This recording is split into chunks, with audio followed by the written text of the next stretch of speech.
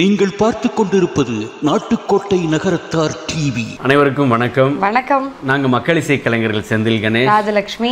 நம்ம நாட்டுக்கோட்டை நகரத்தார் TV YouTube சேனலை மறக்காம லைக் பண்ணுங்க, ஷேர் பண்ணுங்க, கமெண்ட் பண்ணுங்க, சப்ஸ்கிரைப் பண்ணிட்டு பக்கத்துல இருக்க பெல் பட்டனை கிளிக் பண்ணிடுங்க. நன்றி. சென்னையில் வைர நகைகள் வாங்க R Arunachalam, A Ramnath, smart diamonds, traditionally modern jewellery, T Nagar, Chennai. ஆன்மீக ஆனந்தம் தரும் சிவம் திருநீர் அணிந்து சிந்தை குளிர்வீர். உங்கள் வாழ்வு சிறக்க சிவம் திருநீர். ஆண்களுக்கு அறிவு அதிகம், பெண்களுக்கு உணர்வு அதிகம். அறிவு லேட்டாத்தான் தெரிஞ்சுக்கும், உணர்வு பளிச்சுன்னு தெரிஞ்சுக்கும். இந்த கல்யாணங்களுக்கு போறோம், 7 வகை பலகாரம், 9 வகை பலகாரம், 11 வகை பலகாரம். ஊரு சொல்லப்படாது, ஒரு வீட்டில் 21 வகை பலகாரம். சத்தியமா எவனும் சாப்பிட முடியாது. டாக்டர் வாசுப மாணிக்கனார் பிள்ளை கல்யாணத்துக்கும் பொண்ணு கல்யாணத்துக்கும் சொந்தக்காரரையும் பங்காளிகளையும் தவிர ஒரு ஆளை கூட கூப்பிட மாட்டார். இன்னைக்கு ஊரை பூரா கூப்பிட்டு 21 வகை பலகாரம் பண்ணி இவ்வளவு காலமா சிக்கனமா இருந்த காசை பூரா அதுல வேட்டு விட்டு என்ன நம்மளை விட சமயக்காரன் சம்பாரிச்சுட்டான். இப்ப செட்டியாரெல்லாம் சமயக்காரன் ஆயிட்டாக, சமயக்காரன் செட்டியார் ஆயிட்டான். அவன் நீட்டா 2 கார்ல வந்து அவன் இறங்குறான். நம்ம 2 வீலர்ல, ஆமாங்க பேரெல்லாம் சொல்லப்படாது. நிறைய கும்பாபிஷேகங்கள் நகர கோயில்ல ஆகுது. நகரத்தார் சம்பந்தப்பட்ட மற்ற கோயில்கள்லையும் கும்பாபிஷேகம் நடந்துகிட்டு இருக்கு. அப்படி போய் பாருங்க, திருப்பணிக்கு 50 லட்சம் செலவழிச்சா யாகசாலைக்கு 40 லட்சம் செலவழிக்கிறாங்க. எனக்கு இது உடன்பாடே கிடையாது. யாகசாலைக்குன்னா நம்மளை வச்சு யார் யாரோ பொழைக்கிறாங்க, மறந்துடாதீங்க. நான் வேற ஒன்றும் சொல்லப்படாது. பொழைக்கட்டும், நல்லா பொழைக்கட்டும், ஒரு அளவோட பொழைக்கட்டும். 10 வருஷத்துல 10 கோடி ரூபாய் அள்ளி கொடுத்து விட்டு சாகுற பொழுது தனக்குன்னு எந்த சொத்தும் இல்லாம இறந்து போன ஒரே வள்ளல் உலக இலக்கியத்தில் doctor Alagappa Chettiar. Minimum expectation, maximum adjustment எல்லாம் சொல்லிக்கிட்டு போகணும். இன்னைக்கு போற போது நம்ம எப்படி இருக்கிறோம்? மேக்சிமம் எக்ஸ்பெக்டேஷன், மினிமம் அட்ஜஸ்ட்மெண்ட்ல நம்ம வாழ்க்கை ஓடிக்கிட்டு இருக்கு. கல்யாணமானா அந்த பொண்ணு மாப்பிள்ளை உடைய வாழ்க்கையில் இந்த பக்கத்து பெற்றோரும் சரி, அந்த பக்கத்து பெற்றோரும் சரி, தயவு செய்து தலையிடாதீர்கள். மீனாட்சி கையில கிளி இருக்கும், பார்த்திருக்கீங்களா? ஏன் கிளி இருக்கு சொல்லுங்க. நம்ம போய் நம்ம கஷ்டங்களை எல்லாம் சொல்றோமா, இந்த கிளி அப்படியே கேட்டுக்குமா. நம்ம வந்ததுக்கு அப்புறம் மீனாட்சிட்ட 2வது முறையா சொல்லுமா. கட்டினதுக்கு அப்புறம் அவர் பிள்ளை இல்ல, மாப்பிள்ளை. மறந்துடாதீங்க. மாப்பிள்ளைன்னா என்ன அர்த்தம்? பெரிய பிள்ளைன்னு அர்த்தம். மகள் இவள், அவள் மருமகள். மருமகள்னா என்ன அர்த்தம்? இன்னொரு மகள்னு அர்த்தம் இல்லை, மனம் வீசக்கூடிய மகள். மறுன்னா மனம்னு அர்த்தம். உருவாய் அருவாய் உளதாய் இலதாய் மறுவாய் மலராய் மணியாய் ஒளியாய் கருவாய் உயிராய் கதியாய் விதியாய் குருவாய் வருவாய் அருள்வாய் குகனே. சரணமென்றடியில் வீழ்ந்து தாழ்ந்தெழும் அமரர்க்காக புறமிசை முறுவல் பூத்த புண்ணிய கடலில் தோன்றி திறமுறு சிலம்பை மேவும் சிதம்பர கணேசன் தாளை கரமலர் குவித்து வாழ்த்தி கடையனேன் உய்ந்தவாறே. வரம் கொண்ட உமை முளைப்பால் மணங்கொண்ட செவ்வாயும் பரங்கொண்ட களிமையிலும் 12 கண்மலரும் சிறங்கொண்ட மர இறைஞ்சும் சேவடியும் செந்தூரன் கரம் கொண்ட வேலும் எந்தன் கண்ணை விட்டு நீங்காவே. பேச வேண்டிய பெருமக்கள், முன்னே இருக்கக்கூடிய பெருமக்கள், வந்திருக்கக்கூடிய சான்றோர்கள் எல்லாருக்கும் நன்றி. வள்ளி அண்ணாமலை அவர்கள் பேசினதுக்கு அப்புறம் என்னுடைய பேச்சு எடுபடாது. எனக்கு ரொம்ப மகிழ்ச்சி. ஒரு மந்திரம் மாதிரி ஒரு சொல் இன்னைக்கு எனக்கு கிடைச்சிருக்கு. என்ன மந்திரம் தெரியுமா? மினிமம் எக்ஸ்பெக்டேஷன், மேக்சிமம் அட்ஜஸ்ட்மெண்ட் எல்லாம் சொல்லிக்கிட்டு போகணும். இன்னைக்கு போற போது நம்ம எப்படி இருக்கிறோம்? மேக்சிமம் எக்ஸ்பெக்டேஷன் மினிமம் அட்ஜஸ்ட்மெண்ட்ல நம்ம வாழ்க்கை ஓடிக்கிட்டு இருக்கு. தெளிவா சொன்னாங்க. எனக்கு ரொம்ப மகிழ்ச்சி. ஒவ்வொரு ஆட்சியும் வள்ளி அண்ணாமலை மாதிரி மாறிட்டா இந்த கூட்டத்துக்கு வேலை இருக்காது. சந்தோஷம். எனக்கு ரொம்ப மகிழ்ச்சி. நான் ரொம்ப வருத்தப்படுறேன். எத்தனை ஊருக்கு போனாலும் சரி, அவங்க சொன்ன மாதிரி லட்சக்கணக்கா கல்யாணம் பண்ணி லட்சக்கணக்கா செலவழிச்சு சாப்பாடா 7 வகை 11 வகை 21 வகை என்னென்னமோ பண்ணி 21 நாள் கூட இருக்கல, அதுக்குள்ள திரும்பி வந்துருச்சு டைவர்ஸ்ங்குது. இந்த அநியாயத்தை எங்க போய் சொல்றது? என்ன காரணம்? தெளிவா சொன்னார்கள். இன்னைக்கு நமக்குள்ள பெரிய பிரச்சனை அதுதான். இந்த வசதி குறைவெல்லாம் இப்ப ஓரளவுக்கு சரியா போச்சு. இந்த முன்ன மாதிரி பிரிச்சு வித்த காலமெல்லாம் இப்ப இல்லை. நம்ம பிள்ளைகள் நல்லா சம்பாதிக்குது. வெளிநாட்டிலையும் சரி உள்நாட்டிலையும் சரி நல்லா சம்பாதிக்குது. எந்த ஊருக்கு போனாலும் நகரத்தார் பிள்ளைகள் ஒரு 50 பேர் 60 பேர் எல்லா நாட்டிலையும் நல்லா இருக்கிறாங்க. கவலையே கிடையாது. என்ன ஊர்ல கொஞ்சம் பேர் அவங்கள கூட நம்ம நினைச்சோம்னா தூக்கி விட்டுறலாம். என்னங்க நம்ம அதிகபட்சம் 45,000 குடும்பம் புள்ளி கணக்கு போட்டு பார்த்தா 45,000 புள்ளி. ஒரு புள்ளிய 4ஆல பெருக்குனா 4 கூட கிடையாது. நாம் இருவர் நமக்கு ஒருவர்னு ஆயிப்போச்சு கதை. பெருக்கி பார்த்தீங்கன்னா அதிகபட்சம் 1,80,000க்கு மேல ஒரு காலம் போகாது. இந்த 45,000 புள்ளியில 40,000 புள்ளி நல்லா இருக்கிறோம். ஒரு 5,000 புள்ளி ஏதோ கொஞ்சம் கொஞ்சம், அவ்வளவுதான். நீங்க ஒன்னும் அவங்களை கீழே இருந்து தூக்கி விட வேண்டாம். லேசா கையை காமிச்சியல்னா மேல வந்துடுவாங்க. அதுல ஒரு ஆட்சி சொன்னாங்களாம், நீங்க ஒன்னும் பணம் கொடுக்க வேண்டாம், வேலையை கொடுங்க பார்க்கிறோம்.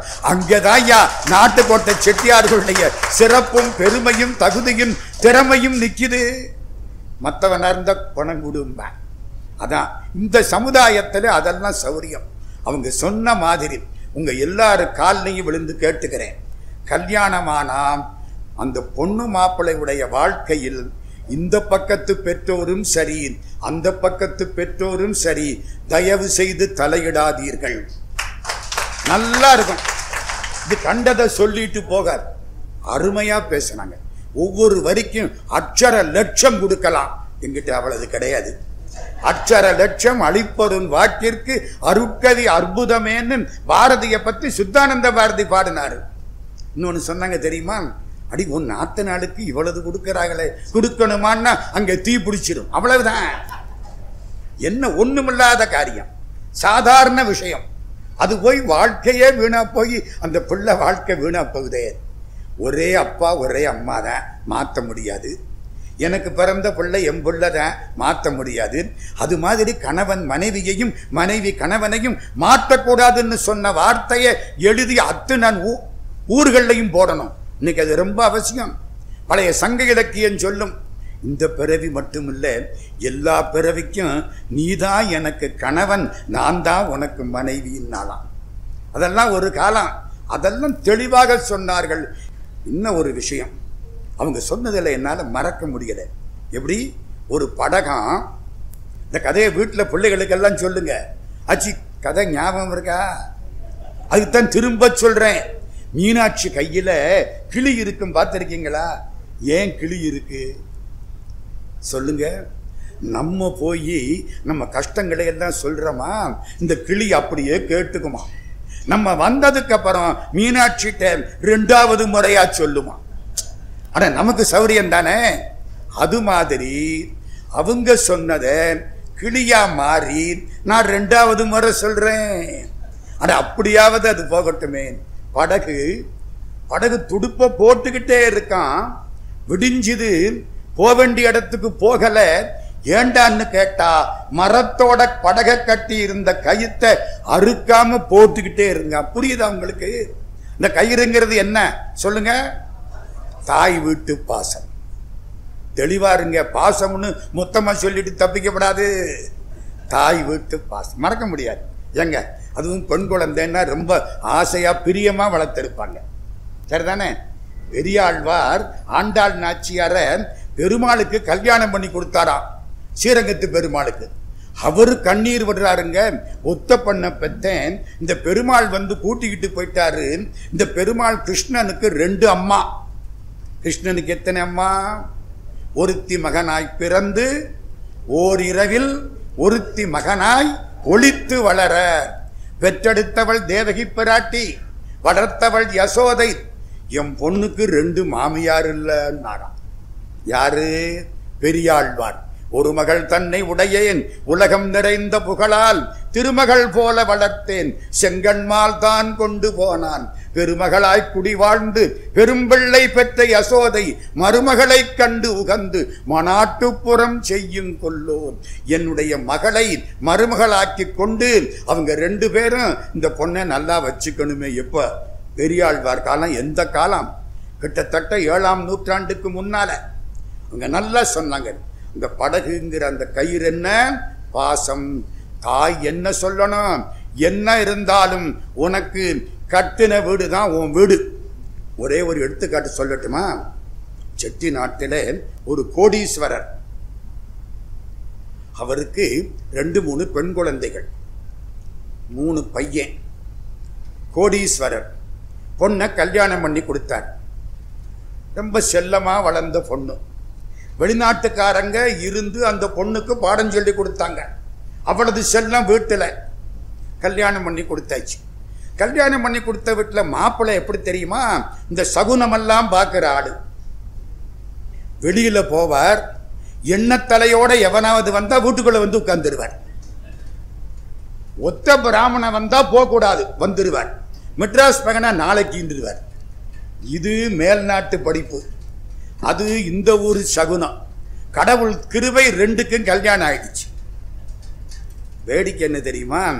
இந்த கல்யாணமான பொண்ணு, நான் யாருன்னு சொல்லப்படாது, வேணும்னா கடைசியா சொல்றேன், கொஞ்சம் சஸ்பென்ஸ் இருக்கட்டுமே. இந்த கல்யாணமான பொண்ணு 3 நாள் என்னமோ இருந்திருக்கு, பிடிக்கல, ஒன்றும் ஒத்து வரல.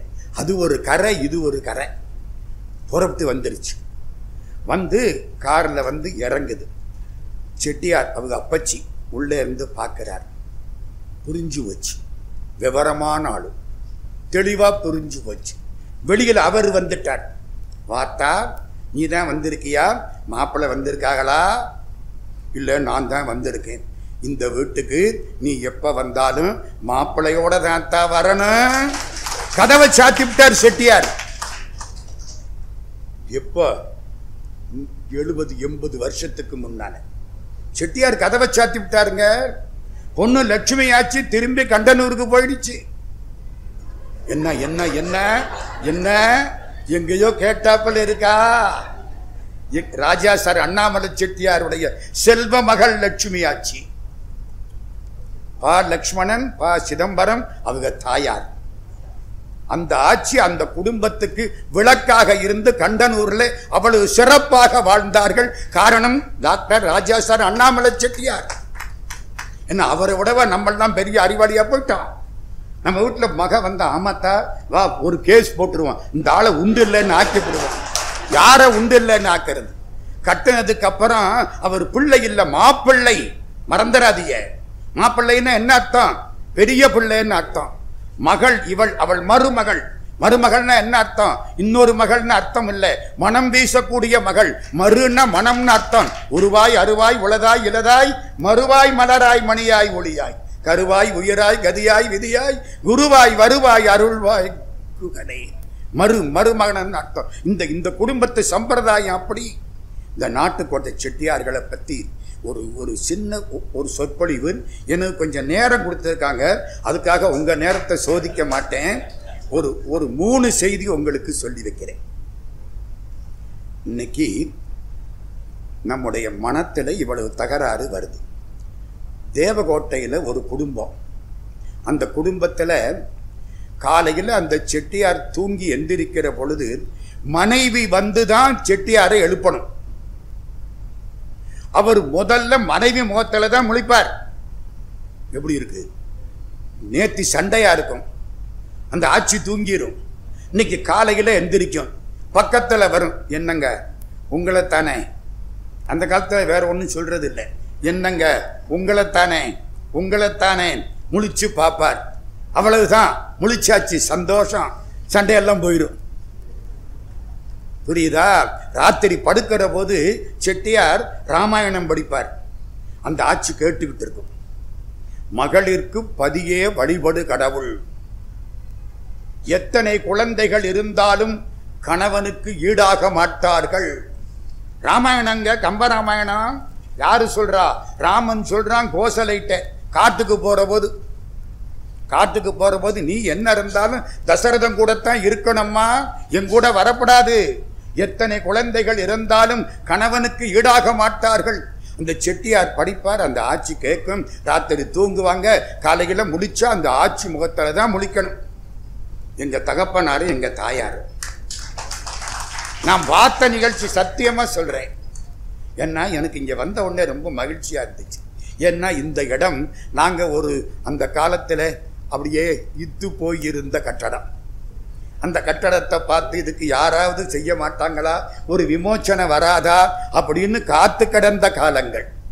அப்போ கிட்டத்தட்ட 17-18 வருஷம் இங்கே செயலாளராக இருந்து அசைக்க முடியாத தேர பல பேர் சேர்ந்து அசைச்சு கொடுத்தோம். லேனா நாராயணன் செட்டியார், நம்ம MCN மாணிக்கம், ரொம்ப பேர் சேர்ந்து அசைச்சு கொடுத்து இந்த கட்டடம் இன்னைக்கு இந்த கட்டடத்தில் இத்தனை பேர் உட்கார்ந்து நகரத்தார் ஹெரிட்டேஜ் பற்றி பேசுறத பார்க்கிற பொழுது ரொம்ப மகிழ்ச்சியாக இருக்கிறது.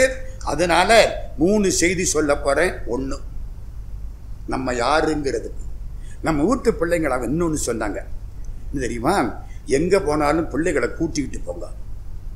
நல்ல விசேஷங்கள், நல்ல செய்திகள், அப்பத்தான் பிள்ளைக்கு நம்ம யாரு என்னன்னு தெரியும். என் பேரனை ஒருத்தர் கேட்டாரு நாட்டரசங்கோட்டையில, நீ எந்த கோயில் அப்படின்னு முழிச்சேன். சிவங்கோயில். முடிஞ்சு போச்ச கதை, முடிஞ்சு போச்சு. 1962 காரைக்குடி அழகப்பா கல்லூரி. அழகப்பா கல்லூரியில் கலை விழா. தமிழ்கடல் ராய சொக்கலிங்கனார் வந்திருக்கார், சா கணேசன் இருக்கார், வாசுப மாணிக்கம் இருக்கார், குழந்தநாதன் ஒரு பேராசிரியர். கேள்விப்பட்டிருக்கீங்களா? டாக்டர் அழகப்பாவை பற்றி அருமையா எழுதினவர். கருமுத்து தியாகராச செட்டியார் வரலாற்றை எழுதினவர். குழந்தநாதன் கிறிஸ்தவர். எல்லாரும் உட்கார்ந்து இருக்காங்க. நான் அப்போ ஒரு மாணவன்.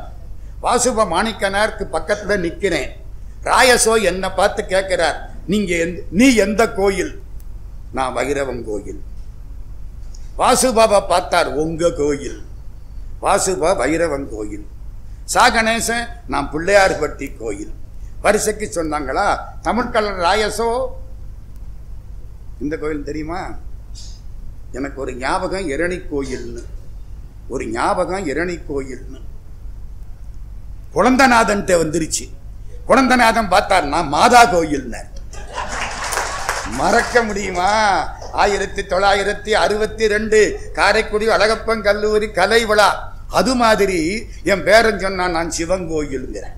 அப்புறம் கூப்பிட்டு சொன்னேன், இல்லடா நம்ம வைரவன் கோயில், சிறுகுளத்தூர் உடையார், அதுல பெரிய வகுப்பு, அதெல்லாம் நமக்கு சொல்ல தெரியாது, நீங்க பாட்டுக்கு என்னென்னத்தையோ சொல்லாதீங்கிறேன். நம்ம பிள்ளைகளுக்கு பழக்கம் இல்லை, சொல்லல. இன்னொன்னு தெரியுமா, இந்த ஒத்த பிள்ளையா இருக்கப்படாது. நம்ம ஐயா முத்துக்குமார், உங்க மினிமம் 3 பிள்ளையாவது வேணும். 3 பிள்ளை மினிமம் வேணும். நீங்க வளர்க்கணும். 3-4 பிள்ளை இருந்தா அதது வளர்த்துக்கின்றோம். ஆமாங்க, எங்க மாமியாருக்கு 9 பிள்ளை. சும்மா இல்ல, 6 பொண்ணு 3 பையன், 9 பிள்ளை.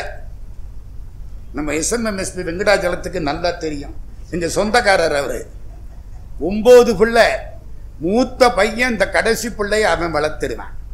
அதாவது அங்கங்க வளர்ந்துருவேன். சீட்டி பாவாடை அது இது வாங்கி கொடுத்து அதது வளர்ந்து ஒழுங்கா வந்துருச்சு.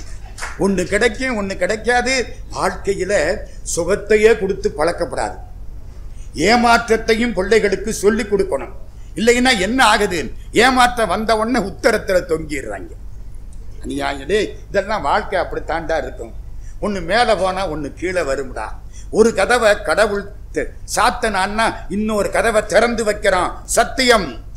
ஒரு கதவை சாத்தினா இன்னொரு கதவு திறக்கப்படும். அந்த பிள்ளைகளுக்கு இந்த பழக்கம் வரணும். நம்ம 4 இடத்துக்கு கூட்டிக்கிட்டு போனா அந்த பிள்ளைகளுக்கு பழக்கம் வரும். இவங்க நமக்கு சொந்தம், இவங்க இப்படி, அந்த குடும்பத்தில் அப்படி, எல்லா கதையும் தெரியும். அதனால என்ன செய்யணும், இப்படி நம்ம முண்டமா வரப்படாது. மன்னிச்சுக்கிடுங்க, மன்னிச்சுக்கிடுங்க.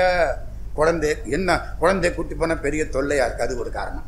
இன்னொரு காரணம், அது படிப்பு இருக்குது, அது இருக்குது. இங்கே படிச்சுக்கிட்டா இருக்கேன், அவன் என்னமோ கையில் வச்சிருக்கேன். வீடு வரை லேண்ட்லைன், வீதி வரை ஹேண்ட்ஃபோன், காடு வரை செல்லு, கடைசி வரை பில்லுன்னு அவன் என்னத்தையே வச்சுக்கிட்டு அவன் ஒன்று வச்சுக்கிட்டு உட்கார்ந்துருக்கான். நம்ம நினைக்கிறோம் படிக்கிறான்னு. எப்படி போச்சு? எல்லாத்துக்கும் கூட்டிக்கிட்டு வரணும். இதெல்லாம் இதுவரைக்கும் நான் கேட்டதை வச்சு சொன்ன பேச்சு. இப்போ நான் ஒரு 3 செய்தி சொல்ல போறேன். என்ன சார் ரொம்ப நேரமா அப்படித்தான் சொல்லிக்கிட்டு இருக்கீங்க? இந்த பாம்பையும் கீரியவும் வச்சு ஒருத்த விளையாட்டு காட்டுவேன், பார்த்திருக்கீங்களா? ரெண்டும் சண்டை ஓட போகுதுமா. 1 மணி வரைக்கும் சண்டை ஓடாது. இப்போ அதெல்லாம் கிடையாது. 1 மணிக்குள்ள 3 விஷயம் வந்துடும். இப்போ முதலாவது விஷயம், ஒரு நாட்டுக்கோட்டை செட்டியார், ரங்கூன்ல கடை. அந்த காலம் ரங்கூன் தானே எல்லாருக்கும். திடீர் பர்மாவின் தலைநகர் ரங்கூன், இப்ப யாங்கூன், அப்ப ரங்கூன். அப்போ சண்டை வந்துருச்சு. தப்பிச்சு ஓடியாராப்பில் ஆகிப்போச்சு. ஒரு செட்டியார் பெரிய பெட்டி, அவர் வட்டி கடை வச்சிருந்தார். வட்டி கடையில் உள்ள அந்த பொருள்கள், எந்தெந்த பொருளெல்லாம் அந்த ஏலத்தில் விடணுமோ அதெல்லாம் விட முடியாம, ஒரு டாக்டருக்கு வணக்கம், ஏலத்தில் விட வேண்டியதை பூரா பத்திரமா எடுத்து கொண்டாந்திருந்தார். ஒரு பெரிய பெட்டி. அந்த பெட்டியில ஏலத்துக்கான நகை, அதாவது அடகு வச்ச நகை, தலை சுமையா தூக்கிக்கிட்டு தப்பிச்சு வந்துட்டார் செட்டியார் இங்கே. அப்ப என்ன அர்த்தம்? அவங்களுக்கு கொடுக்காம ஏமாத்தி விட்டாருன்னு அர்த்தம். அப்படித்தான் ஊர்ல எல்லாரும் நினைச்சான். சண்டை முடிஞ்சுது. 46 செட்டியார் திரும்ப அங்க தொட்டியை தூக்கிட்டு அங்க போறார். விலாசத்தை பார்த்து கூப்பிட்டு, உனக்கு அசலும் வட்டியும் இவ்வளவு கொடுத்துட்டு நகையை வாங்கிக்கோ. யாராவது செய்வோமா? நடந்த நிகழ்ச்சி. இவர்கள் நாணயத்துக்கு நடந்த நிகழ்ச்சி 1 சொல்லியிருக்கேன். இப்ப 2வது 1 சொல்றேன். 3 விஷயம் தெரியணுங்கிறதுக்காக. 2வது, தேவகோட்டையிலே சின்ன சேவுகன் செட்டியார்னு ஒருத்தர், தமிழ் வள்ளல் மெய்யப்ப செட்டியாருடைய தந்தையார். சேவுகன் அண்ணாமலை கல்லூரி கட்டின அண்ணாமலை செட்டியாருக்கு தந்தையார். அந்த காலம், ஆரம்ப காலத்தில் இவ்வளவு சொத்து கிடையாது. பர்மாவில் கடை, எம்சிடி விட்டு கடை அந்த பக்கம், இது கடை இந்த பக்கம். கொஞ்சம் சண்டை ஆயிடுச்சு, எல்லாம் போச்சு. இங்கே வந்துட்டாங்க. நல்ல வேளையா சுங்கப்பட்டாணியில் ஒரு கடை ஆரம்பிச்சாரு. அது கொஞ்சம் பரவாயில்ல. மலேசியாவில் இந்த பர்மா கடையில் பல பேர் டெபாசிட் போட்டிருந்தாங்க, திருப்பி கொடுக்கணும். கடை போச்சு. சின்ன சேவன் செட்டியார் ஊருக்கு வந்துட்டார். இந்த கடன் கொடுத்தவங்கள்லாம் வந்துட்டாங்க. கடையில் டெபாசிட் போட்டோம். இவருக்கு 15,000. அவருக்கு எப்போ? அப்போ 1940 42 15,000னா அப்படி கட்டடத்தை கட்டிவிடலாம். இன்னைக்கு ஒரு கக்கூசு கூட கட்ட முடியாது. அந்த காலம் 15,000 20,000 எல்லாருக்கும். செட்டியார் என்ன தெரியுமா சொன்னார்? எல்லாரையும் பார்த்து, உங்க கடனை திருப்பி கொடுக்கிற வரை ஒரு நாளைக்கு மத்தியான சாப்பாடு மட்டும்தான் சாப்பிடுவேன். காலம்பர பலகாரம் கிடையாது, ராத்திரி சோறு கிடையாது, இடப்பகல பலகாரம் கிடையாது. அது ஒரு தீராத அநியாயம். இந்த இடப்பகல பலகாரம் ஒன்றும் கிடையாது. ஒருவேளை மத்தியான சாப்பாடு அவ்வளவுதான். 1.5 வருஷம் சிக்கனமா இருந்து சுங்கப்பட்டாணி கடையிலிருந்து பணத்தை வருத்தி எல்லாருக்கும் கடனை திருப்பி கொடுத்தார். வாங்கின கடனை கொடுக்கணும். நகரத்தார்கள் அப்படி பழகியவர்கள். அவர்தான் 1937 திருவையாத்திலே அறம்படத்த நாயகி சந்நிதி கருங்கல் திருப்பணி 10 லட்சம் ரூபாய் செலவழிச்சு பண்ணினார். வாங்கின கடனை கொடுத்து அதுக்கப்புறம் திருப்பணி பண்ணி சின்ன சேவுகன் செட்டியார் தேவகோட்டை. இந்த நகரத்தார் ஹெரிட்டேஜ் அதுதான். ஹெரிட்டேஜ்னா புரியுதா? பாரம்பரியம். நம்ம யாரு? நம்ம பிள்ளைகளுக்கு இதையெல்லாம் சொல்லுங்க. இன்னொரு இடம், ஒரு செட்டியார் வியாபாரம் ஆரம்பிச்சிட்டார். கொஞ்சம் நஷ்டமா போச்சு.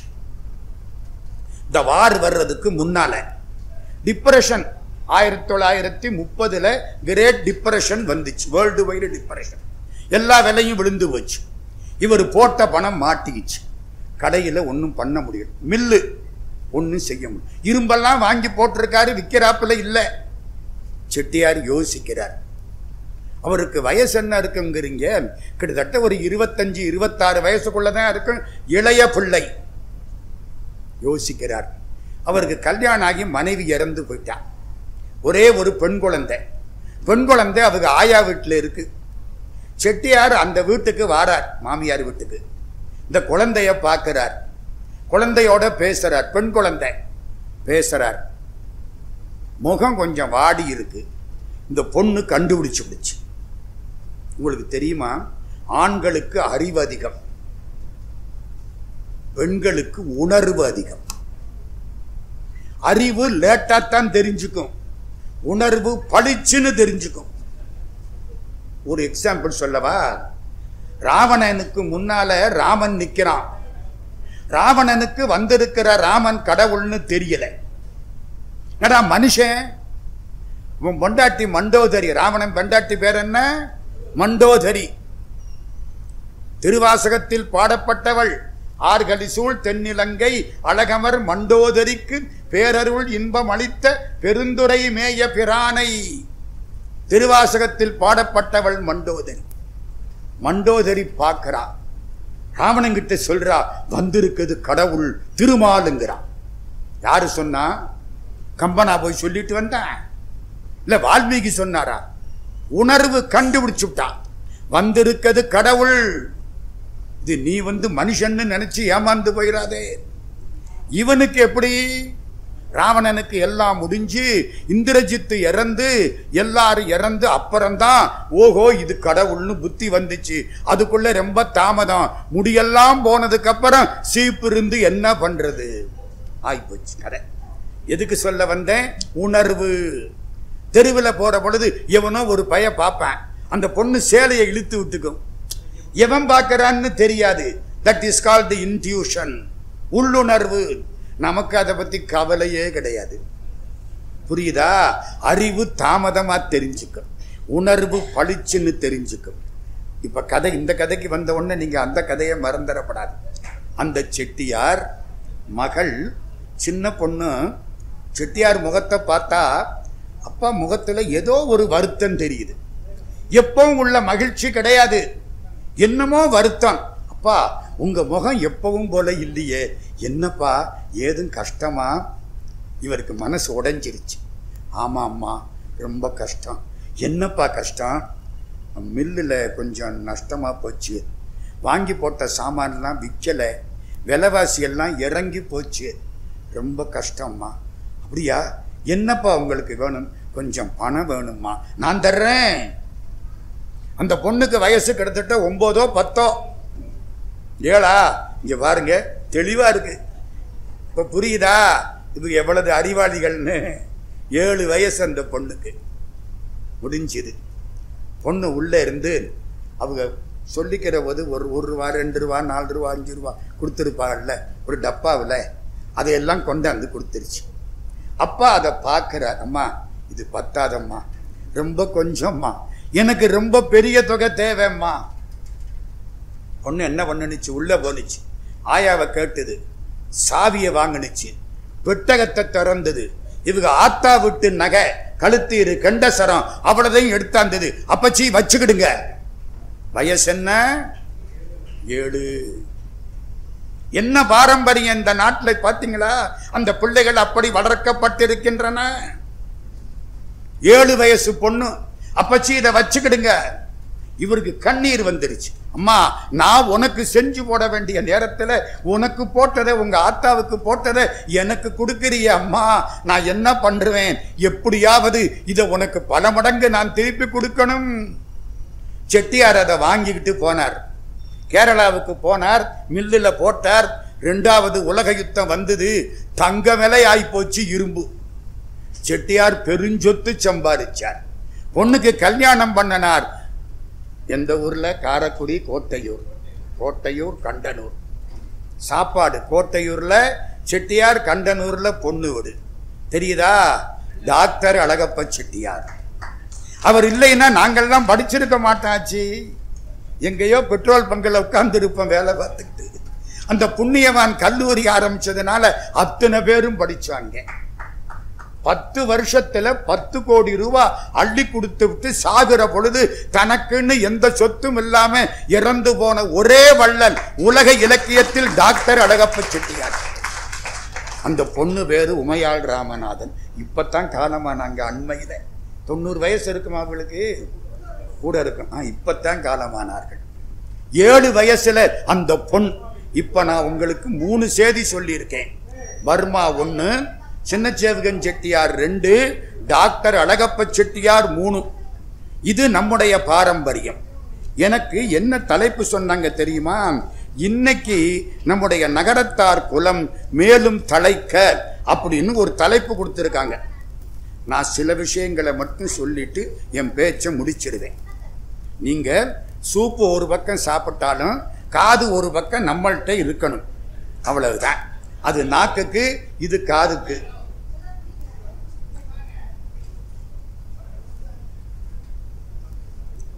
இந்த திருமணத்தை பத்தி எல்லாம் சொல்லியாச்சு. அதனால நான் அதுகிட்ட ரொம்ப போகலை. ஆனா ஒன்னே ஒன்று என் மனசுல பட்டதை சொல்றேன். இந்த கல்யாணங்களுக்கு போறோம். 7 வகை பலகாரம், 9 வகை பலகாரம், 11 வகை பலகாரம்.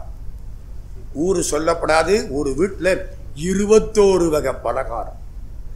சத்தியமா எவனும் சாப்பிட முடியாது. அது எங்க போகும்? குப்பைக்குத்தான் போகும். ஒருத்தனுக்கும் இல்லாம அநியாயமா குப்பைக்கு போகும். Prestige. This is called false prestige. இது நமக்கு ரொம்ப உண்டு. அவங்க வீட்டில் 21 வகை பலகாரம் வச்சாங்க. அதை பெருமையா நினைக்கிறான். அது பெருமை இல்லை, தப்பு. அதை உணரணும். அந்த காலத்தில் செட்டிய வீட்டில் 5 பலகாரம் தான் ஆட்சி பண்ணுவாங்க. தெரியுமா? 5 பலகாரம் தான். என்ன 5 பலகாரம்? வெள்ளை பணியாரம், மன்னிச்சுக்குங்க, இட்லி, அதெல்லாம் எக்ஸ்ட்ரா. இட்லி, பொங்கல், இந்த 2ம் தாய் பலகாரம். வடையும் வெள்ளை பணியாரமும் துணப்பலகாரம். கோதுமை அல்வா, இனிப்பு. முடிஞ்சு வச்சு. டாக்டர் வாசுப மாணிக்கனார் பிள்ளை கல்யாணத்துக்கும் பொண்ணு கல்யாணத்துக்கும் சொந்தக்காரரையும் பங்காளிகளையும் தவிர ஒரு ஆளை கூட கூப்பிட மாட்டார். இன்னைக்கு ஊரை பூரா கூப்பிட்டு 21 வகை பலகாரம் பண்ணி இவ்வளவு காலமா சிக்கனமா இருந்த காசை பூரா அதுல வேட்டு விட்டு என்ன நம்மளை விட சமயக்காரன் சம்பாரிச்சுட்டான். இப்ப செட்டியாரெல்லாம் சமயக்காரன் ஆயிட்டாங்க. சமயக்காரன் செட்டியார் ஆயிட்டான். அவன் நீட்டா 2 கார்ல வந்து அவன் இறங்குறான். நம்ம 2 வீலர்ல. ஆமாங்க, பேரெல்லாம் சொல்லப்படாது. எல்லாம் நமக்கு வேண்டியவங்க. எல்லா சமயக்காரன் நமக்கு ரொம்ப வேண்டியவங்க. ஆமா, நீங்க இடம் கொடுத்தா அவங்க பொழைக்காம என்ன செய்வாங்க? நம்மளை நம்பி அத்தனை பேரும் பொழைச்சிட்டான். நம்ம தான் இப்படி போயிட்டோம். இந்த செலவை குறைக்கணும்னு சொல்லிவிட்டு இன்னைக்கு எல்லா செலவும் கூடி போச்சு. இந்த கல்யாண வீட்டில் 5 பலகாரம் தான் வைக்கணும். ஒரு கட்டு பண்ணுங்க. இதெல்லாம் கொண்டாங்க. சும்மா 7 வகை. அது இன்னொரு அநியாயம் என்ன தெரியுமா? பிராமணால் வீட்டில் நான் ரொம்ப போய் சாப்பிட்ருக்கேன். உட்கார்ந்த அப்புறம் தான் பரிமாறுவாங்க. எனக்கு வேண்டாம்னா வேண்டாம்ன்றேன். அப்பளம் வருதா? எனக்கு வேண்டாம். ஊறுகாய் வருதா? எனக்கு வேண்டாம். ஏன் தெரியுமா? நம்ம வாழ்க்கையை கெடுத்ததே இந்த அப்பளமும் ஊறுகாயும் தான். இந்த தினம் சாப்பிட்டா டாக்டர்களுக்கு பணம் சேருமே தவிர நமக்கு சேராது. மறக்காதீங்க. ஆமா, ஊறுகாய் டாக்டர் வந்திருக்காரு, போய் பார்த்துட்டானே. ஊறுகாய் மட்டும் இல்லை, இந்த அப்பளம் ஊறுகாய் கிட்டே போகக்கூடாது. போனீங்க அவ்வளவுதான். போய் தலைவலிக்கு ஒரு மாத்திரை, தடுமனுக்கு ஒரு மாத்திரை, தப்பித்தவரை பயன்படுத்தினால் தர்மலோக யாத்திரை ஆய்பொழு கூடாது. இது என்ன எல்லாம் வச்சிடுறாங்களா? எனக்கு ஒரு கெட்ட வழக்கம் என்ன தெரியுமா? இந்த ராமகிருஷ்ண மடத்துக்கு அடிக்கடி போறேன். அங்கே அடிக்கடி சாப்பாடு போடுறாங்க. சாமி சொல்லுவாரு, ஒன்று கூட மிச்சம் வைக்காம சாப்பிடணும். இலை சாப்பிட்ட இலை மாதிரி தெரியாது, சுத்தமா இருக்கும். கமலாத்மானந்த மகாராஜ் மெட்ராஸ் ராமகிருஷ்ண மடம் இன்னும் தெளிவா அவ்வளவு அப்படியே வலிச்சு சாப்பிட்டுருவாங்க. ஏன்? இது இன்னும் 2 பேருக்கு சாப்பாட்டுக்கு ஆகுமே, இதை ஏன் வச்சு தூக்கி போடுறீங்க? நான் என்ன பண்றேன்? இப்ப கல்யாண வீட்டுக்கு போனா அதை நினைப்புல வச்சுக்கிட்டு 21 வகை பலகாரத்தையும் சாப்பிட பார்க்கிறேன். என்னால முடியல, தோத்து போயிடுறேன். முதல்ல வந்து இப்ப உட்கார வச்சுட்டு பரிமாறினா வேணாம்னு சொல்லிவிடலாம். இதெல்லாம் பரிமாறிட்டு தான் கூப்பிடுறது. அது கெட்டே போகணும். இன்னொரு அநியாயம் என்ன தெரியுமா? அந்த காலத்துல எல்லாத்துக்கும் ஒரு சட்டினியும் ஒரு சாம்பாரும் தான். இப்போ வெள்ளை பணியாரத்துக்கு தொட்டுக்க இந்த சட்டினி. ஆமாம், அநியாயம். இட்லிக்கு இந்த குழம்பு, பொங்கலுக்கு ஒரு சாம்பார், வடைக்கு ஒன்று, இடியப்பத்துக்கு ஒன்று. என்ன வயிற்றுல என்ன டிபார்ட்மெண்ட்டாக வச்சிருக்கிய? இந்த ஓரத்தில் இடியப்பனும் தொட்டுக்கவும், இந்த ஓரத்தில் இட்லி, ஒன்றும் கிடையாது. தீராத அநியாயம். இதெல்லாம் சமயக்காரன் சம்பாதிக்கிறதுக்கு நம்மளை ஏமாத்தி தலையில மிளகா அரைச்சது. அந்த காலத்தில் இல்லைங்க, வெறும் சாம்பாரும் சட்னியும் தான் அந்த காலத்தில். எல்லாத்துக்கும் அதுதான். இதெல்லாம் நம்ம பண்ற அநியாய செலவுகள், அனாவசிய செலவுகள். 10 பேருக்கு சாப்பாடு போடுங்க, சந்தோஷம். ஒரு ஏழைகளுக்கு சாப்பாடு போடுங்க, சந்தோஷம். வீட்டில் போட்டு இந்த மாதிரி கெடுக்கக்கூடாது. இது நான் திருமணத்தை பற்றி ஒன்னே ஒன்று அவங்க விட்டுட்டு போனது. எனக்குன்னு ஒன்று விட்டுட்டு போயிருக்காங்க. ஐயோ பாவம், பின்னால் ஒரு அப்புராணி வரப்போறாரு, அவருக்கு ஒன்று விட்டுட்டு போவோம்னு விட்டுருக்காங்க. போதும். இந்த அடுத்த விஷயத்துக்கு வர்றேன். நம்ம வேலை வாய்ப்புகள். அந்த காலத்தில் நம்ம தொழில் பண்ணணும், தைரியத்தோடு இருந்தோம். அந்த ஆண்டர்பிரனர்ஷிப் நல்லா இருந்துச்சு. இப்போ சொன்ன மாதிரி இந்த 2வது உலக யுத்தத்துக்கு அப்புறம் நம்ம பிள்ளைகள்லாம் வேலைக்கு போக ஆரம்பிச்சிருச்சு. இப்போ எல்லாரும் என்ன தெரியுமா சொல்றான்? பையன் வேலைக்கு போறான்னா சொந்த தொழிலா? சொந்த தொழில். அப்படியா? என்னமோ அவன் செய்யக்கூடாத காரியத்தை செஞ்ச மாதிரி. வேலைக்கு போறானா சம்பளம் 50,000 ரூபாய், பொண்ணை கட்டுறாங்கிறான். இப்போ அப்படி ஒரு ட்ரெண்டு உண்டாகி போச்சு வேலைக்கு. அதனால நம்ம அந்த காலத்தில் உங்களுக்கு தெரியுமா, வேளங்குடி கல்வெட்டில் நாட்டுக்கோட்டை செட்டியார்கள் அடுத்தவங்க சம்பளத்துக்கு போகக்கூடாதுன்னு எழுதியிருக்கு. உம்பளத்துக்கும் சம்பளத்துக்கும் போகக்கூடாது. வேளங்குடி கல்வெட்டு நகரத்தார்களுடைய குல தர்மங்கள். இன்னைக்கு என்ன பண்றோம்? இப்படி ஆகிப்போச்சு. அது காரணம் நம்ம பிள்ளைகளுக்கு பயம். ஒரு தொழில் ஆரம்பிக்கணும்னா தைரியம் வேணும். அந்த தைரியம் கிடையாது. பயந்து போறான். வேணாப்பா, மாசம் மாசம் சம்பளம் அது போதும். இந்த சம்பளம் வாங்குறவன் ஒரு காலம் பெருசா சேர்த்து வைக்க முடியாது. இந்த மாத சம்பளக்காரனுக்கு 4 வாரம். ஒரு மாதத்துக்கு எத்தனை வாரம்? 4 வாரம். நமக்கெல்லாம் முதல் வாரம், 2வது வாரம், 3வது வாரம், 4வது வாரம். இந்த மாசம் மாசம் சம்பளம் வாங்குறான் பாருங்க, அவனுக்கு முதல் வாரம் கோல்டன் வீக். நல்லா 2 கையாலையும் செலவழிப்பேன். 2வது வாரம் சில்வர் வீக், கொஞ்சம் பார்த்து செலவழிப்பேன். 3வது வாரம் காப்பர் வீக், இன்னும் அசந்துருவேன். 4வது வாரம் பாப்பர் வீக். யார்கிட்டையாவது போய் கடன் கேட்பேன். என்ன சம்பளமா இருந்தாலும் சரி, விலைவாசி பறந்துகிட்டல போயிடுச்சு. என்ன 80,000 சம்பளம் வாங்கினாலும் செலவு, 20,000 சம்பளம் வாங்கின காலத்திலையும் செலவு. ஆக நிறைய வாங்கி நிறைய கொடுக்கிறோம். அதனால நம்ம பிள்ளைகளை இந்த வேலை, அதாக்கா எல்லாரும் தொழில் தொடங்க முடியாது. கூடுமான வரைக்கும் சொந்த காலில் நின்று தொழில் தொடங்குறதுக்கு நம்ம பிள்ளைகளுக்கு தைரியம் கொடுக்கணும், நம்ம உதவி செய்யணும். அவங்களுக்கு என்ன செய்யணுமோ செய்யணும். இன்னோவேட்டிவ் அண்ணாமலை ஐயாட்ட இதை கேட்டுக்கொள்கிறேன். ஏன்னா நம்ம பிள்ளைகள் எல்லாம் ஒரு தொழில் தொடங்கணும்னா நல்ல ஸ்தாபனங்கள் பல பேர் கூடி சேர்ந்து செய்கிறார்கள். அதில் நம்ம பிள்ளைகளுக்கு கொஞ்சம் கொஞ்சமாக கொண்டு வரணும். இந்த வேலையில் இருந்தால் ஒரு காலம் திருப்பணியெல்லாம் பண்ண முடியாது, பெரிய கட்டடங்கள் கட்ட முடியாது. கடன் வாங்கி வட்டி கட்டி எப்படியோ போயிடுது. இது ஒன்று. 2வது, நம்ம நகரத்தார்கள் நம்ம பிள்ளைகளுக்கு கூடுமான வரைக்கும் வேலை இல்லாத பிள்ளைகளுக்கு வேலை கொடுத்து காப்பாற்றுங்கள். நம்ம பிள்ளைகள் நம்ம குடும்பம் இருக்கணும். கொஞ்சம் பேர் முக்கியமாக 2 விஷயம் அதில் சொல்லணும். ஒரு பெரிய கோடீஸ்வரர், அவர்கிட்ட பேசிக்கிட்டு இருந்தேன். ஐயா, உங்களுக்கு இத்தனை மில் இருக்கு, இந்த செட்டியார் பிள்ளைகளுக்கு வேலை கொடுங்க. கொடுத்தேன்.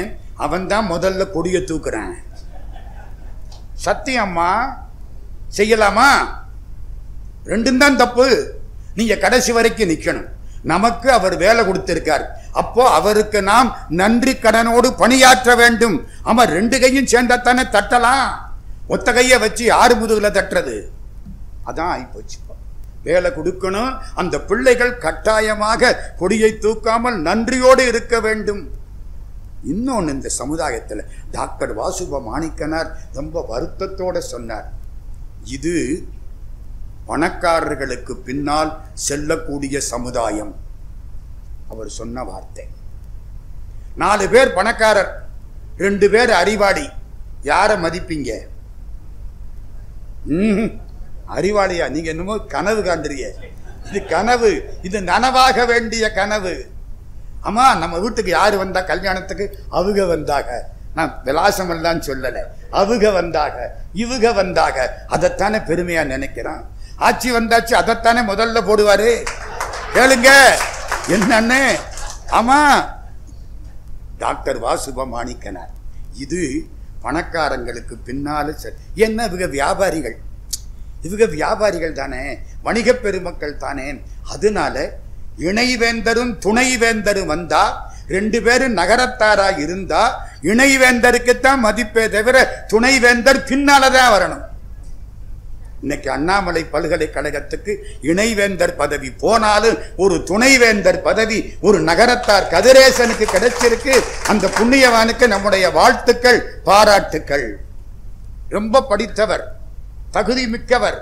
பெட்டி கொடுத்து துணைவேந்தராகவில்லை, தகுதியினாலே துணைவேந்தர். நான் விட்டே சொல்றேன்.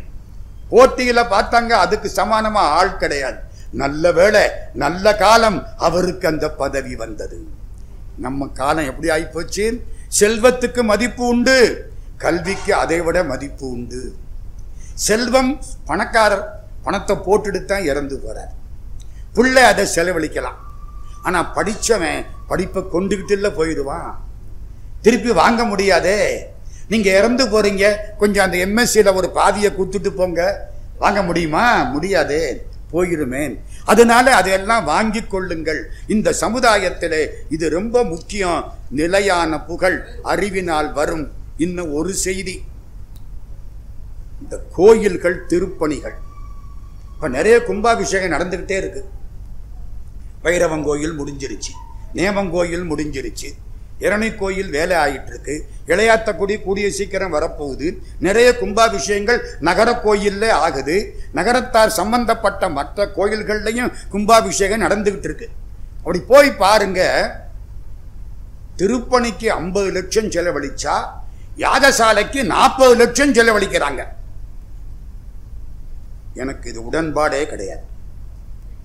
அந்த திருப்பணிக்கு பண்ணுங்க, இன்னொரு திருமண மண்டபத்தை கட்டுங்க, இல்ல யாரோ அந்த சமுதாயத்தில் அந்த பங்காளிகள்ல உள்ள ஏழைகளுக்கு படிப்புக்கு கொடுங்க. ஒரு நாள் கூத்துல இந்த 40 லட்சம் ஓடி போகுது. அந்த ஊர் கல்யாணம், அந்த கும்பாபிஷேகத்துக்கு போனேன், யாகசாலை அப்படி கொட்டதை போட்டு முடிஞ்சு போச்சு. எத்தனை நாள்? 3 நாள் முடிஞ்சு போச்சு. 50 லட்சம் திருப்பணி, 25 லட்சம் யாகசாலைக்குன்னா நம்மளை வச்சு யார் யாரோ பொழைக்கிறாங்க, மறந்துடாதீங்க. நான் வேற ஒன்றும் சொல்லப்படாது. பொழைக்கட்டும், நல்லா பொழைக்கட்டும், ஒரு அளவோட பொழைக்கட்டும். பொன்முட்டை இடுற வார்த்தை, பொன்முட்டை இட்டதுக்கு அப்புறம் வாங்கிக்கிடுங்க, வைத்த கீரி பார்க்காதீங்க. அதனால இந்த கோயில்களுக்கு அதெல்லாம் ஒன்று. இன்னும் ஒன்று சொல்றேன், நம்ம கோயில்களில் வேலை பார்க்கிறவங்களுக்கும் இந்த மாதிரி சங்கத்தில் வேலை பார்க்கிறவங்களுக்கும் சம்பளத்தை, பழைய சம்பளத்தை குறைவாவே கொடுத்துக்கிட்டு இருக்கோம். அதெல்லாம் கொஞ்சம் கூட்டுனாத்தான் அவங்களுக்கு ஒத்து வரும். இது யாரும் சொல்லி நான் சொல்லலை, புரியுதா? அதை வேற நீங்க தப்பா நினைச்சிடாதீங்க. எல்லாரும் கேட்கறாங்க, சத்திரத்துக்கு ஆள் வேணும், என்ன சம்பளம் கொடுப்பீங்க? 10,000 ரூபாய் கொடுப்பேன். 10,000 ரூபாய் வாங்கி அவன் என்னையா பண்ணுவேன் இந்த காலத்துல? அதனால இதெல்லாம் நம்ம இந்த ஆலயங்கள்ல அறப்பணிகளிலே செய்ய வேண்டியது. இன்னொரு விஷயம், எல்லாத்திலையும் நம்முடைய குழந்தைகள் பங்கேற்று கொள்ள வேண்டும். வீட்டில் குழந்தைகளுக்கு தமிழ் சொல்லி கொடுங்கள். இப்படி சொல்ற அளவுக்கு ஒரு நிலை வந்துருச்சேன்னு உங்களை விட அதிகமா நான் வருத்தப்படுகிறேன். வீட்டில் பூரா மம்மியும் டேடியும் தான் இருக்கு. ரொம்ப வீடு தேவாரம் திருவாசகம் காணோம். திருவாசகம் முத்தோதலுக்கு வந்தா திருவாசகம், வீட்டில் போய் hello daddy how are you, I am okay, இப்படி ஓடிக்கிட்டு இருக்கு வண்டி. நல்லா தமிழ் பேசட்டும், நல்லா இங்கிலீஷ் பேசட்டும், தப்பில்லை. இந்த தேவாரம் திருவாசகம் நம்முடைய திருவாய் மொழி வீட்டில் சொல்லி கொடுக்கணும். அந்த காலத்தில் எங்க தகப்பனார் 1958, எனக்கு 15 வயசு, ஒரு பாரதியார் புஸ்தகம், பாரதியார் கவிதைகள், நம்ம சக்தி கோவிந்தன் வெளியீடு, 1 ரூபா 50 பைசா, வாங்கிட்டு வந்து கொடுக்குறாங்க. மர்ரே ராஜம் பதிப்பு திருவாசகம் 1 ரூபா, ஒரு புத்தகம் 1 ரூபா வாங்கி கொடுக்குறாங்க. சாயங்காலம் பள்ளிக்கூடம் விட்டு வந்த உடனே பாரதியார் கவிதைகள் வாய் விட்டு படிக்கணும். இந்த பொண்ணு இப்ப கூப்பிட்டது ஒரு பாட்டு, என்னம்மா சொன்ன? செந்தமிழ் நாடெனும் போதினிலே இன்பத்தேன் வந்து பாயுது காதினிலே. அத உன் வாயில கேட்கிற பொழுது 5 பங்கு தேன் வந்து பாயுது. பாயுதா இல்லையா? அருமையா. நாங்க அந்த காலத்துல ஆசையா படிச்ச பாட்டு. சொன்ன உடனே சந்தோஷமா இருந்துச்சு. பரவாயில்ல, எங்கேயோ ஒரு தொடர்பு உண்டாகியிருக்கு. இந்த செந்தமிழ் நாடெனும் போதினிலே பாரதியார் ஒரு போட்டிக்கு பாட்டு எழுதினாராம். ஃபர்ஸ்ட் பிரைஸ், செகண்ட் பிரைஸ் யார் யாருக்கோ போயிடுச்சு. பாரதியாருக்கு 3rd பிரைஸ் கிடைச்சது. இந்த பாட்டுக்கு 3rd பிரைஸ் கிடைச்சது. இந்த ஃபர்ஸ்ட் பிரைஸ் செகண்ட் பிரைஸ் கிடைச்ச பாட்டெல்லாம் காணாம போயிடுச்சு. 3rd பிரைஸ் வாங்கின பாட்டு 2022 இந்த பொண்ணு வாயில இப்ப இங்க வந்துகிட்டு இருக்கு. பாத்தீங்களா? செந்தமிழ் நாடெனும் போதினிலே இன்பத்தேன் வந்து பாயுது காதினிலே, எங்கள் தந்தையர் நாடென்ற பேச்சினிலே ஒரு சக்தி பிறக்குது மூச்சினிலே, கல்வி சிறந்த தமிழ்நாடு. அப்புறம் என்னம்மா? கல்வி சிறந்த தமிழ்நாடு, புகழ் கம்பன் பிறந்த தமிழ்நாடு. கல்வி சிறந்த தமிழ்நாடுன்னு ஏன் சொல்ற? இங்கதான்டா கம்பன் பிறந்தான், அதனால இது கல்வி சிறந்த தமிழ்நாடு. கம்பன் யாரு? புகழ்கொடி நாட்டியவன். இதுக்கு 3வது பரிசு. எங்க அப்பா என்ன தெரியுமா சொல்லுவாங்க? சாயங்காலம் 4:30 மணிக்கு இந்த பாட்டை பூரா படி. நாங்க படிச்சோம். ராத்திரி 7 மணிக்கு வீட்டுல விளக்கேற்றி வச்சுட்டு திருவாசகம் படி. முதல் தலைப்பு சிவபுராணம், ஒரு நாள் படிக்கணும். அடுத்த தலைப்பு கீர்த்தி திரு அகவல், திரு அண்ட பகுதி, போற்றி திரு அகவல், 5 திருச்சதகம், 6 நீத்தல் விண்ணப்பம், 7 திருவம்பாவை, 8 திரு அம்மானை, 9 திருப்பொற்சுன்னம் படி. உட்கார்ந்து அன்னன்னைக்கு விளக்கேற்றி வச்சுட்டு படிக்கணும். அப்படி படிச்சது இன்னைக்கு மனசுக்குள்ள இருக்கு. அதுக்கு அர்த்தம் சொன்னா பல பேருக்கு பலன் தருது. அவங்க எல்லாருக்கும் என்னுடைய வாழ்த்துக்கள். ரொம்ப நன்றி. இந்த ஏகன் அநேகன்ல என்னை கொண்டு சேர்த்து விட்டு வரிக்கு வரி இதுக்கு அர்த்தம் சொல்லுன்னு சொன்ன புண்ணியம் பெரிய முத்துராமனை சேர்ந்தது. நான் கூட பயந்தேன், 658 பாட்டுக்கு நம்ம என்ன தடா சொல்ல போறோம். திருநாவுக்கரசுன்னு காரைக்குடி தெரியுமா? ஆடிட்டர் சோனா நாராயணன் செட்டியாருடைய மகன். ஆடிட்டர் சோனா நாராயணன் செட்டியார்னு பிள்ளையார்பட்டி கோயில் டிரஸ்டிகள்.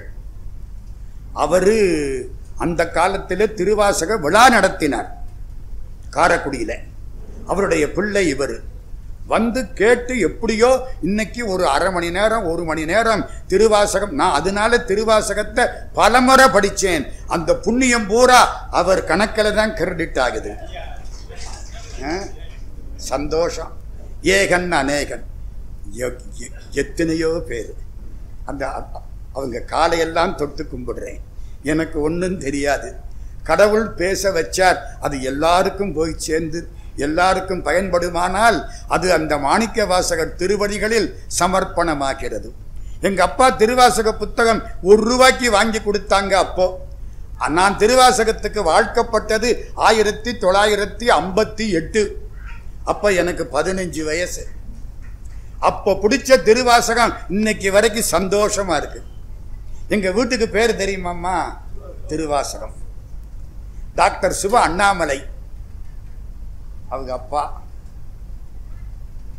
எழுதுறார், இதுவரை நீங்கள் இல்லை, இதுவரை உங்களுக்குள் திருவாசகம் இருந்தது, இனிமேல் நீங்கள் திருவாசகத்துக்குள் இருக்க போகிறீர்கள்.